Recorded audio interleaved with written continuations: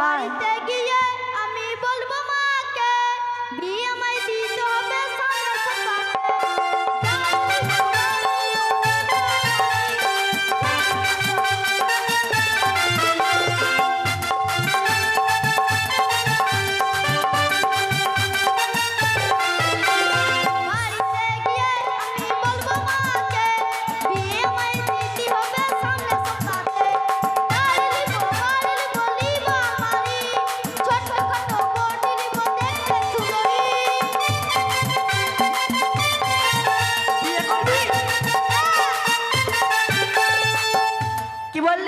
বিয়ে করবি? হ্যাঁ। এত ছোট ছেলে এখন এরা দুধু খায় আর বিয়ে করবি বলে? তুই বিয়ে করব না? তোর কথা বলতে লজ্জা করলো না? কোথায় গিয়েছিলি? কোথায় খেলাধুলা করতে গিয়েছিলি? আশ্রমে। আশ্রমে? হ্যাঁ। তো কাপড় ধুতে করতে যেতে হবে, যাবি না? যাবো। তাহলে চ। বেটা একটা গান বলতো।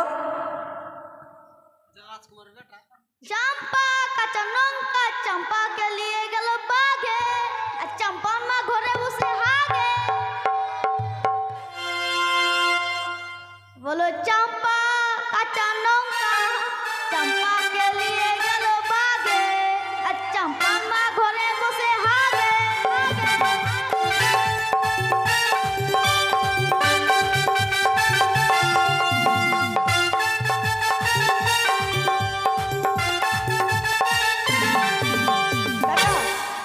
ঘাটে চলে এসেছি, তুই খেলাধুলা কর, আমি কাপড়গুলো ধরতে করে নিই, ঠিক আছে?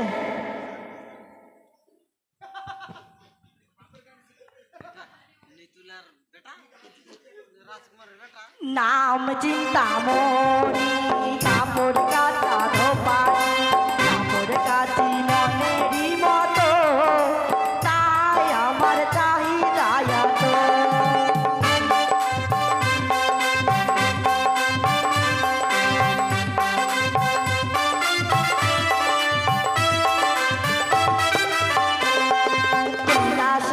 গেলে আমার পিতা বলে আমার কাপড় কেচে দিও গো তাই আমার চাহিদা এত।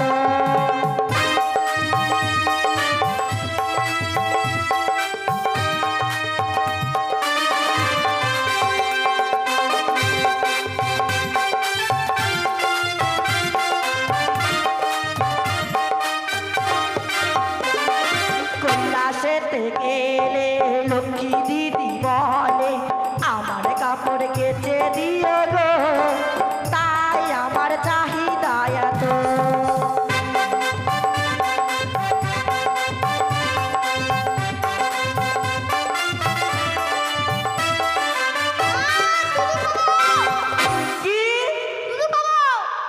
দুধু নাই, আমি দিতে পারবো না। তুই কি কেবল বাড়ি থেকে দুধ ভাত খেয়ে আসলি? না না না, আমি দুধু দিতে পারবো না। নাই দুধু, কই দুধু? হবে না দুধু বলছি তো, হবে না। ঠিক আছে, অল্প খাবি কিন্তু।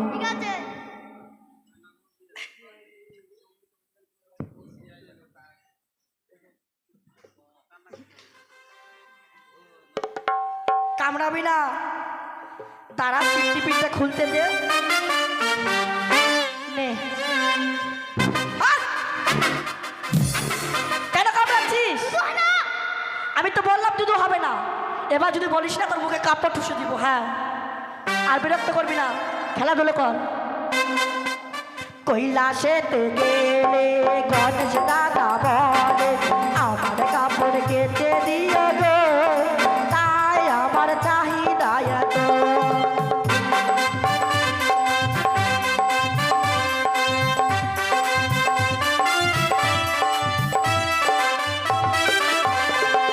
কৈলাসেতে গেলে সরস্বতী দিদি বলে আমার কাপড় কেচে দিও গো তাই আমার চাহিদা এত।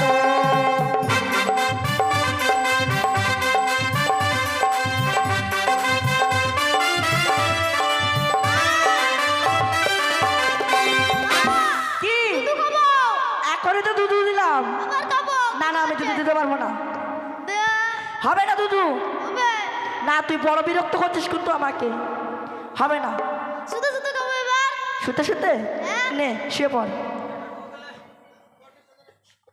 তাই তো আমার ছেলে আমাকে বড়ই বিরক্ত করেছে, তাই তো আমার পিতা বলেছিল ওরে মানে তুলা, তোর ছেলে যদি বিরক্ত করে তোকে দিলাম জীবিত মৃত কাঠি, মৃত কাঠি দিয়ে তোর ছেলেকে মেরে ফেলবি। তাই তো এই মুহূর্তে আমার ছেলেকে মেরে ফেলবো।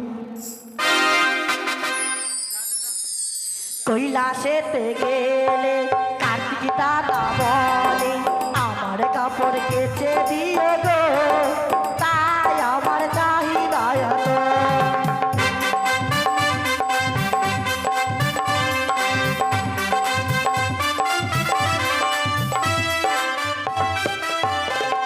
কৈলাসেতে গেলে দুর্গা মাতা বলে আমার কাপড় কেচে দিও গো, তাই আমার চাহিদা এত। এই তো অনেক বিলম্ব হয়ে গেছে, এই মুহূর্তে আমার ছেলেকে জীবিত করে দেবো জীবিত কাঠি দিয়ে। বেটা ধনঞ্জয়, এই যে রয়েছে মাসি, সে কি দেখলাম মামা, তাদের কাছ থেকে তুই টাকা তুলে নিয়ে আয়। হ্যাঁ মাসিমা যেন টাকা তার পাবো। ছেলেকে মেরে আবার জীবিত করে দিল। ছুটে যা। যাই এই মুহূর্তে মাসিমার কাছে। 50 টাকা করে নিবি যা। মাসি গো, কে মা তুমি? আমি একে জনম দুঃখিনী মা। বেশ মা, আমি তোমার জন্য কি করতে পারি? আমার স্বামীর প্রাণ তুমি ফিরিয়ে দাও না মা। আমি পারবো না মা। ও প্রাণে মাসি গো, পতি জিয়া দাও আমারে।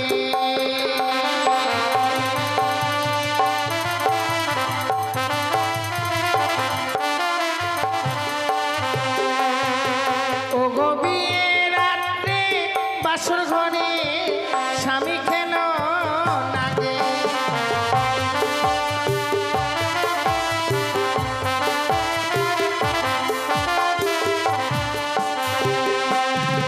হ্যাঁ মাসিমা, বিয়ের রাত্রে বাসর ঘরে আমার স্বামীকে পদ্মার কালিয়া লাগিনি দংশন করেছে। হ্যাঁ মৃত স্বামীকে বক্ষে লইয়ে অমরারে সাগর জলে ভাসতে ভাসতে এসেছি মা আমি তোমার কাছে।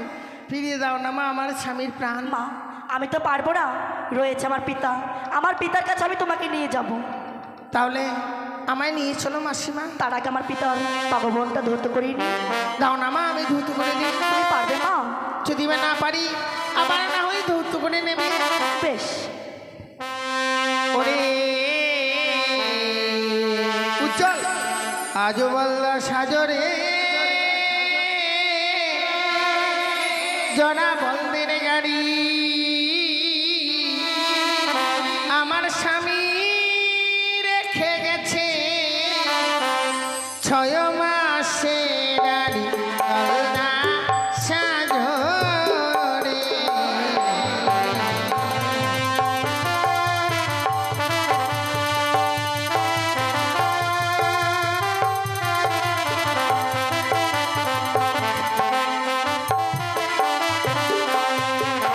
আরে শ্বশুর ঘুমায় মাঠে ঘাটে গো, শাশুড়ি ঘুমায় মোর খাটে, আমার স্বামী ঘুমিয়ে আছে অমরারো ঘাটে বলদা সাজরে।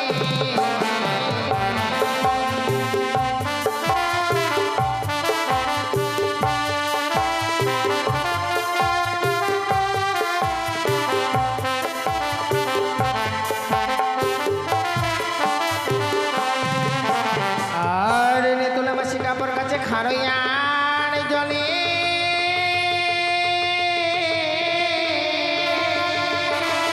আর আমি নারী কাপড় কাছে শুধু গঙ্গার জলে। মা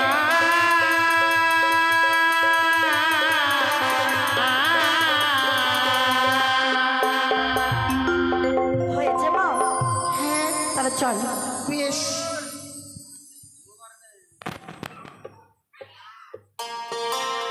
হরো হরো,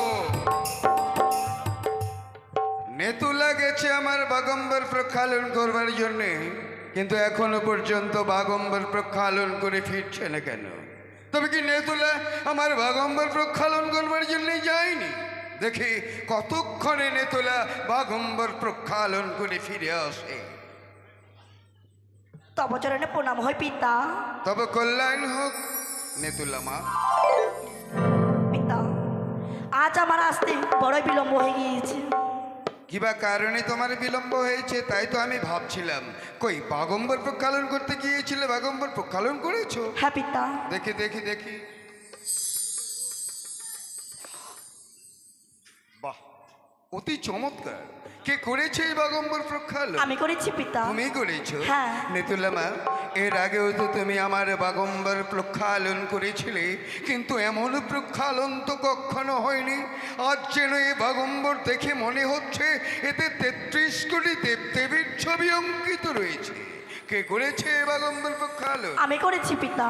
শোনো নেতুলা মা, তুমি এ বাগম্বর প্রক্ষালন করো আর অন্য কেউই করুক না কেন, তার স্মৃতির সিঁদুর চির অক্ষয় রাখবে দেব পঞ্চানো। না পিতা, সে যে বিধবা। সে বিধবাই হোক আর সধবাই হোক, যেমনি করে আকাশের চন্দ্র সূর্য কবু মাটিতে নাহি খসিয়া পড়ে, তেমনি দেবাদিদেবের বাক্য কবু নাহি নড়ে। পিতা, সে যে জনম দুঃখিনী আপনার কাছে এসেছে। বেশ, কোথায় সেই জনমে দুঃখিনী? মা চলো।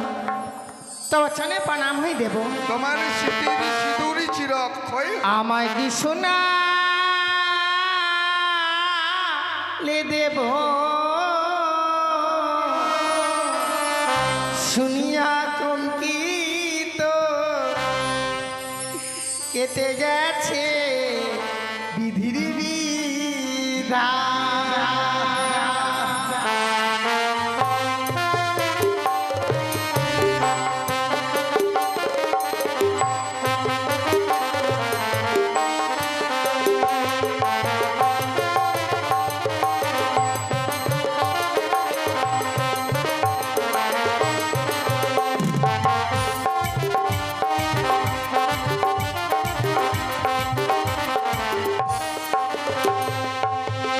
ও তোমার মেয়ে বিশ্বহরি স্বামী করল চুরি,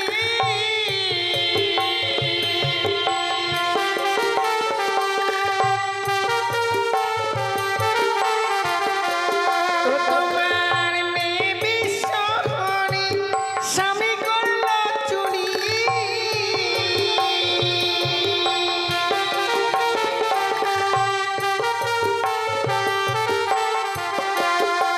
আমি ভাসিলাম সাগরের জলে গো দেব, ভাসিলাম সাগরের জল।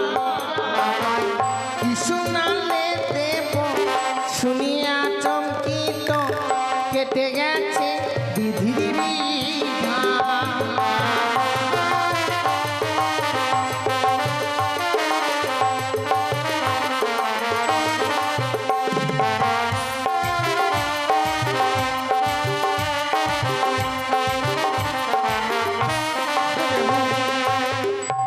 বিয়ে রাত্রে বাসর ঘরে আমার স্বামীকে ওই বজ্জার কালিয়ানাগিরি দংশন করেছে। মৃত স্বামীকে বক্ষেলে আমার সাগর জলে ভাসতে ভাসতে এসেছি তোমার কাছে। ফিরিয়ে দাও না মা, ফিরিয়ে দাও আমার স্বামীর প্রাণ। আমার দুহিতা পদ্মাবতী তোমার স্বামীর প্রাণ নাশ করেছে, সত্যি তার উপযুক্ত প্রমাণ রয়েছে আমার তোমার কাছে, কাছে। সে প্রমাণ আছে। তোমার কাছে যদি প্রমাণ থাকে, আমি তোমার সামনে দাঁড়িয়ে কথা দিচ্ছি, তোমার স্বামীর প্রাণদানের ব্যবস্থা আমি করে দেবো। বেশ, পদ্মাবতী, আসি পিতা। পদ্মাবতী, এসো। কি করছো তুমি?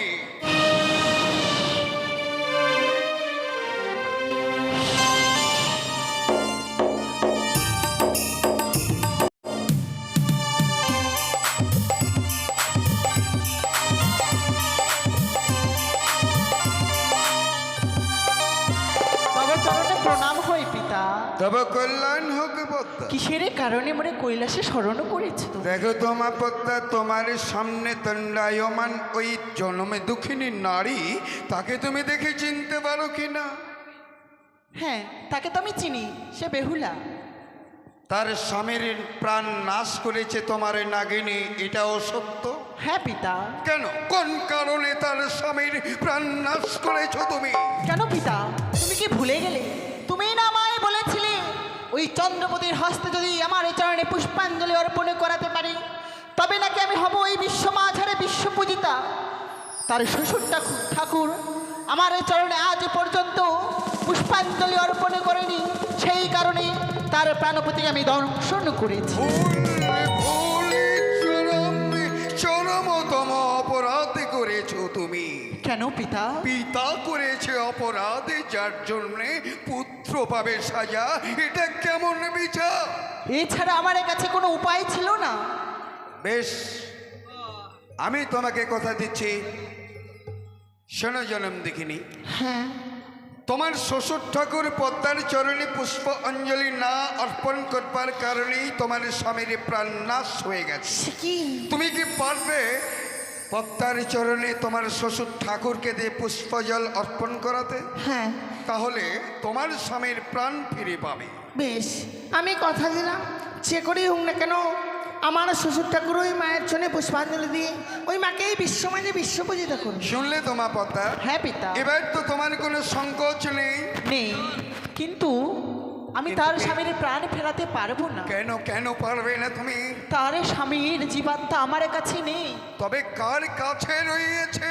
যমরাজের কাছে। বেশ, ততক্ষণে আমি দেবঋষি নারদকে দিয়ে যমরাজকে আনায়ন করব, তার জীবাত্মা তোমার হস্তে তুলে দেবে। বেশ। তাহলে তো তোমার কোনো অসুবিধা নেই। অসুবিধা নেই। তাহলে বিলম্বের কোনো প্রয়োজনই নেই। তুমি এই মুহূর্তে তার স্বামীর প্রাণদানের আয়োজন করো। আমি দেবঋষি নারদকে যথাজ্ঞা প্রেরণ পিতা। করছি। Bomb bomb Har Har